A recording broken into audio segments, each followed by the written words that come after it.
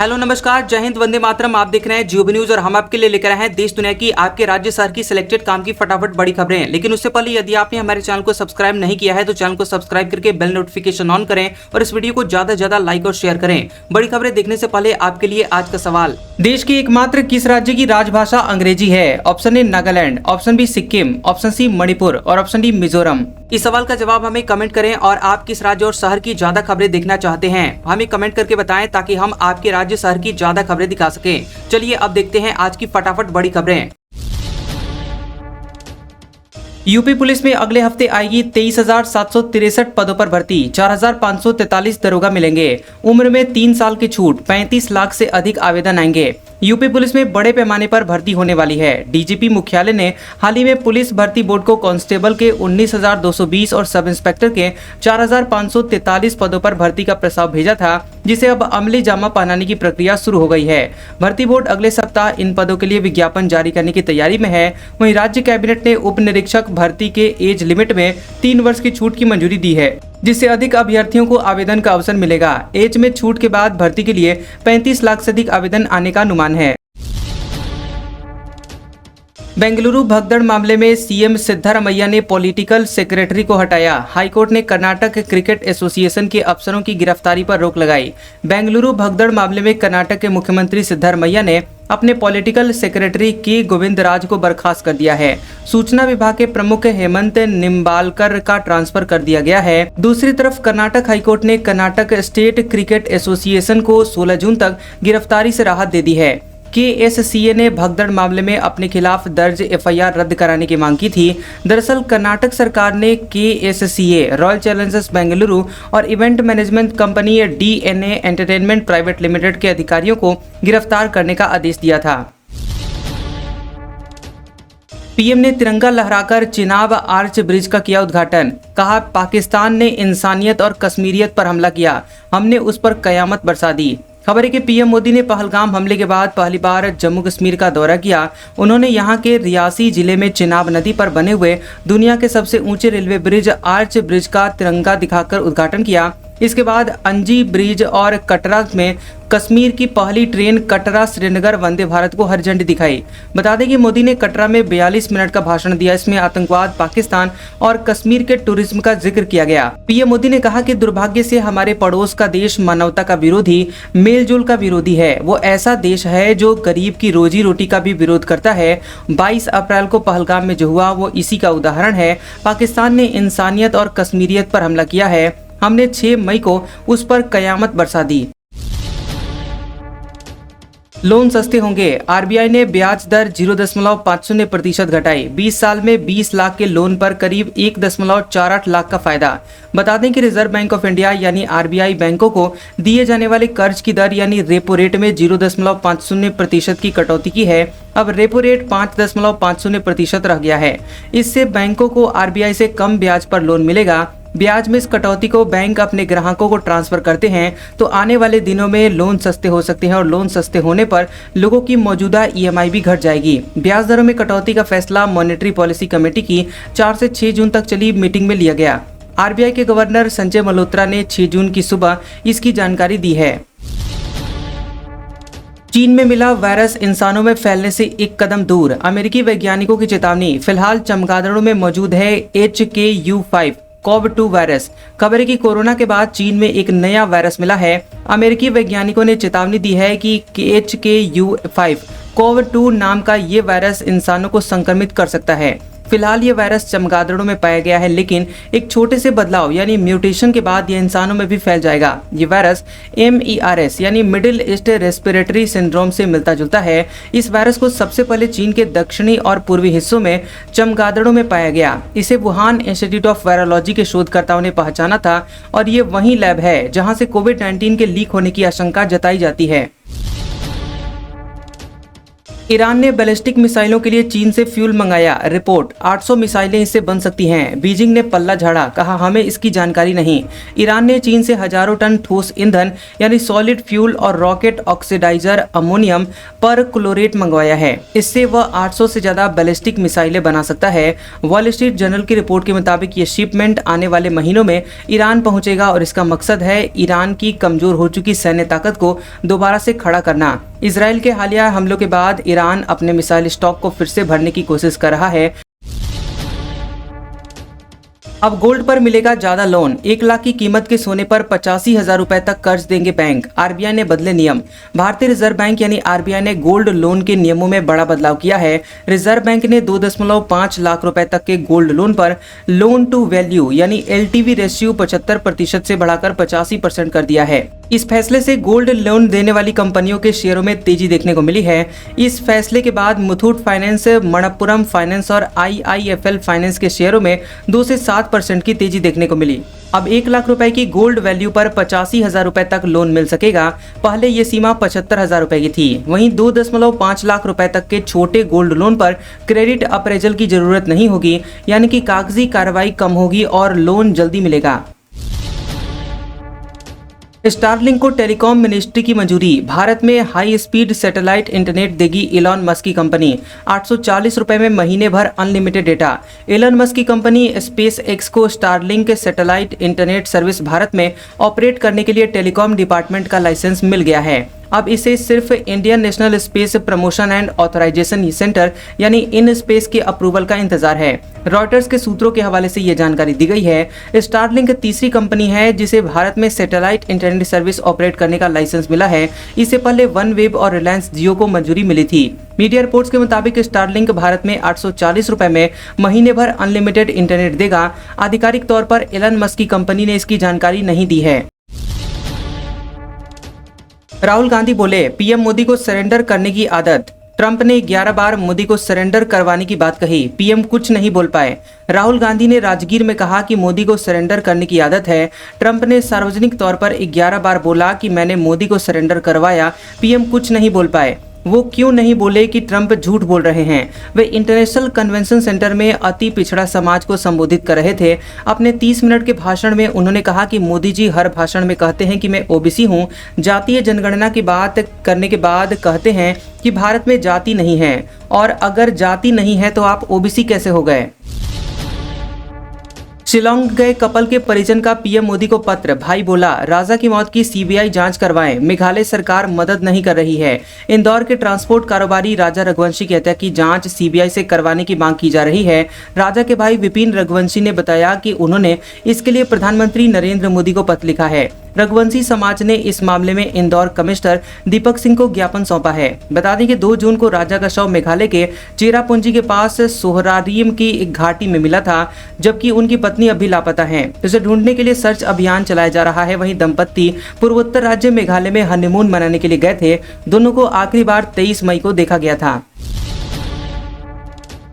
मोदी सरकार के 11 साल, बीजेपी ने उपलब्धियां गिनवाई, मेडिकल कॉलेज दोगुने हुए, 17 करोड़ नौकरियां निकली। पीएम मोदी बोले युवा विकसित भारत संकल्प के अहम भागीदार। मोदी सरकार के 11 साल 9 जून को पूरे हो रहे हैं। इससे पहले केंद्र सरकार ने ई बुक जारी कर 11 सालों की उपलब्धियां गिनवाई है। इसे विकसित भारत का अमृत काल, सेवा, सुशासन, गरीब कल्याण के 11 साल नाम दिया गया है। ई बुक के मुताबिक मोदी सरकार में मेडिकल कॉलेजों की संख्या दोगुनी हुई है। 2014 में मेडिकल कॉलेजों की संख्या 387 थी, जो कि 2025 में बढ़कर 780 हो गई है। वहीं एमबीबीएस की सीटों की संख्या 51,348 से बढ़कर 2024 में 1,18,000 हो गई है। मोदी सरकार ने पिछले 11 सालों में 17.1 करोड़ नई नौकरियां निकाली हैं। स्टार्टअप से 1,61,000 युवाओं को नौकरियां मिली हैं। स्किल इंडिया मिशन के तहत अब तक 2 करोड़ 27 लाख से अधिक युवाओं को ट्रेनिंग दी गई। कांग्रेस ने पूछा ऑपरेशन सिंदूर क्या ट्रंप के दबाव में रोका, पीएम चुप क्यों हैं। रूस का दावा, अमेरिका की एंट्री से ही जंग रुकी। खबर है कि कांग्रेस सांसद जयराम रमेश ने रूस के अमेरिका की एंट्री से भारत पाकिस्तान जंग रुकने के दावे पर प्रधानमंत्री मोदी से सवाल किए हैं। रमेश ने पूछा कि क्या ऑपरेशन सिंदूर को अमेरिका के दबाव में रोका गया। कांग्रेस सांसद ने सवाल किया कि प्रधानमंत्री इस मुद्दे पर चुप क्यों हैं। क्या अमेरिकी दबाव में भारत ने युद्ध रोका ताकि व्यापार समझौते हो सके। उन्होंने कहा कि ये सवाल सैन्य नहीं है बल्कि राजनीतिक है। दरअसल रूस के राष्ट्रपति व्लादिमीर पुतिन के प्रवक्ता यूरी उशाकोव ने दावा किया था कि ट्रंप की निजी भूमिका से भारत पाकिस्तान के बीच युद्ध रुका था। इस मुद्दे पर ट्रंप और पुतिन की बातचीत भी हुई थी।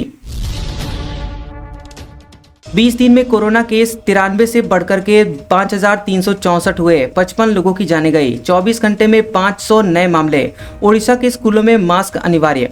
देश में कोरोना वायरस के मामले तेजी से बढ़ रहे हैं। स्वास्थ्य विभाग के मुताबिक पिछले 20 दिन में केसों की संख्या 58 गुना की बढ़ोतरी हुई है।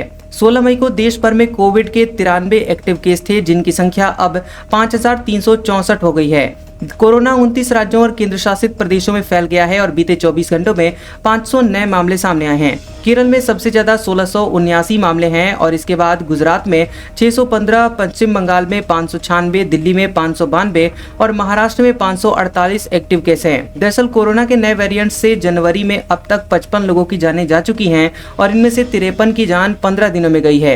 वहीं दिल्ली में कोविड के 2 लोगों की जानें गई थी गुरुवार को और इसमें एक 5 महीने का बच्चा भी शामिल था। वहीं केरल में 2, कर्नाटक और पंजाब में 1-1 की जान गई। महाराष्ट्र में सबसे ज्यादा 17 लोगों ने अपनी जान गंवाई।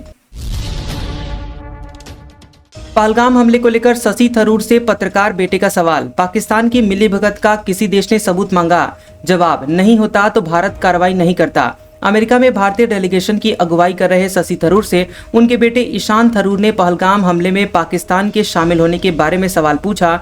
वॉशिंगटन पोस्ट में पत्रकार ईशान ने पूछा कि क्या किसी देश ने हमले में पाकिस्तान के शामिल होने का सबूत मांगा है, खास करके जब पाकिस्तान इनकार कर रहा है। इस पर शशि थरूर ने कहा कि अगर पाकिस्तान के खिलाफ पुख्ता सबूत ना हो तो भारत ने जो कार्रवाई की है वो ना की होती। बहुत सीधी बात है कि किसी को कोई शक नहीं था और हमसे किसी ने सबूत नहीं मांगा। हाँ, मीडिया ने 2-3 जगहों पर हमसे ये सवाल किया।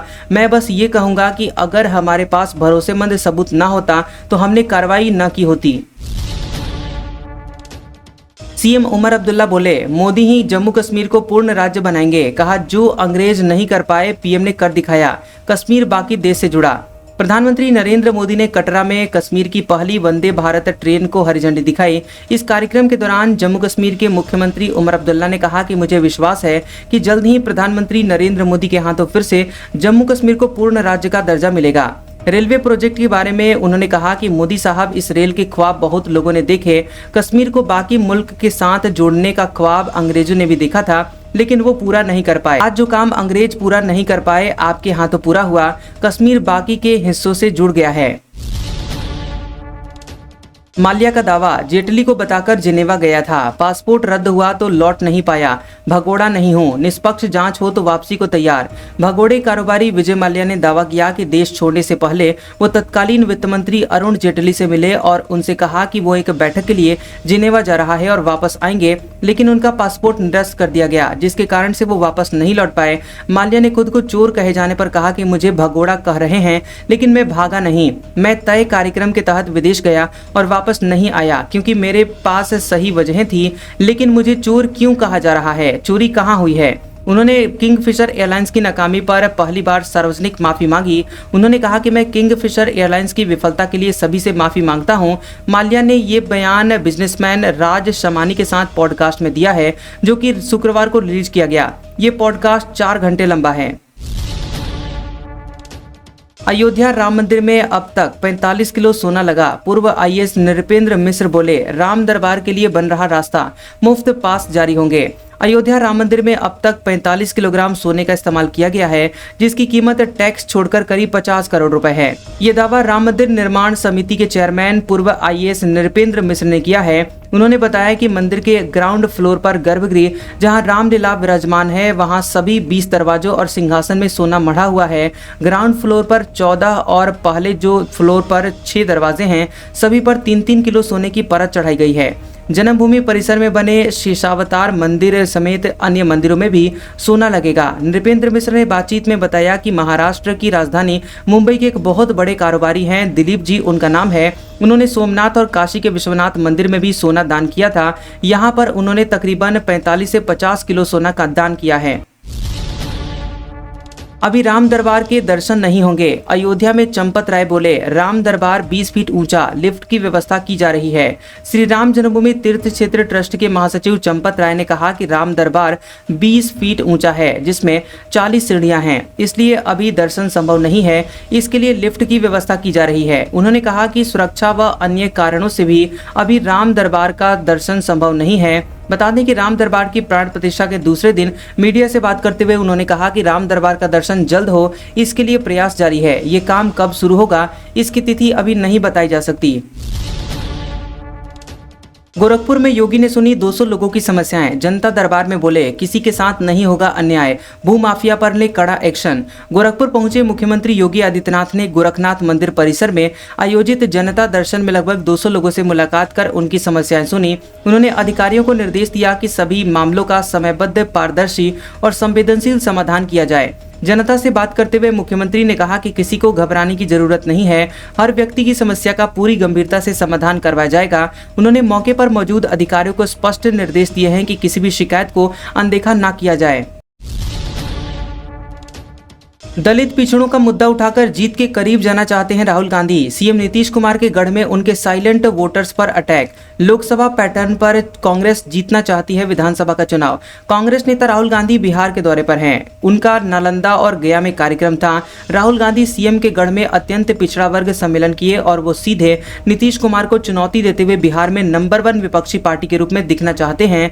अगर यहाँ उनका सम्मेलन सफल और प्रभावी होता है तो पूरे बिहार में इसका असर जाएगा। यहाँ पर एक बड़ा सम्मेलन करके राहुल पूरे बिहार में मैसेज देना चाहते हैं। बिहार में कांग्रेस का ग्राफ बढ़ाना चाहते हैं। राहुल गांधी बिहार में दलितों पिछड़ों का मसीहा बनकर कांग्रेस की खोई हुई जमीन को तलाश रहे हैं। आज का सुविचार, बिल गेट्स ने कहा था, सफलता की खुशी मनाना अच्छा है, पर उससे जरूरी है कि अपनी असफलता से सीख लिया जाए। कैसा लगा ये वीडियो हमें कमेंट सेक्शन में जरूर बताएं। वीडियो पसंद आया हो तो वीडियो को लाइक और शेयर करें और ऐसे इंटरेस्टिंग वीडियोस देखने के लिए हमारे चैनल GOB न्यूज को सब्सक्राइब करें और बेल आइकॉन को दबाएं। और हमारे ओल्ड और लेटेस्ट वीडियोस देखने के लिए हमारे प्लेलिस्ट और कम्युनिटी टैब को जरूर चेक करें। तो मिलते हैं अगले वीडियो में, तब तक के लिए आपका शुक्रिया।